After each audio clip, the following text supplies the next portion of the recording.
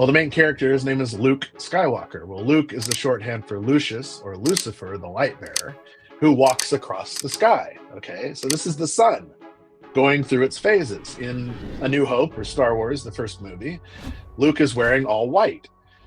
In Empire Strikes Back, he's wearing gray. And in Return of the Jedi, he's wearing all black. And so he has gone through his light transformation. And on the horizon of his blackened phase, he meets his dark father, Darth Vader, and they battle through the darkness until he vanquishes his father with a new light, right?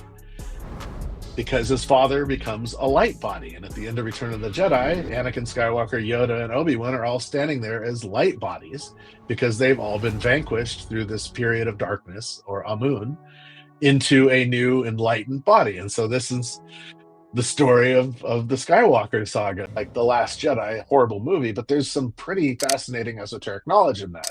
Rey falls down into the pit. It's the pit, it's the underworld, right? In a sense, as above, so below. And while she's down there, she looks into a scrying mirror to discover her own past. And that scrying mirror creates that infinity of her where she's snapping her fingers.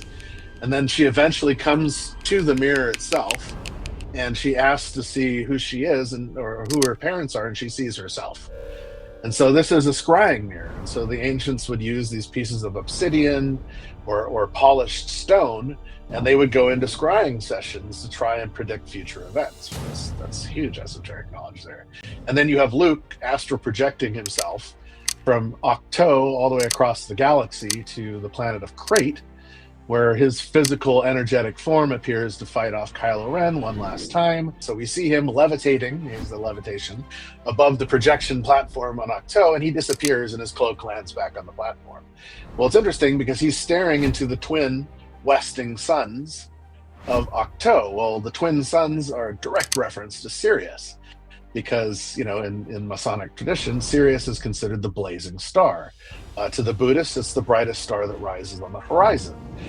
To the Muslims, it's basically part of their Hajj, because Sirius will rise with Canis Major toward the end of July, early August, above the horizon, and this is when the Hajj happens in Mecca. And so you have Saturnian and goddess symbology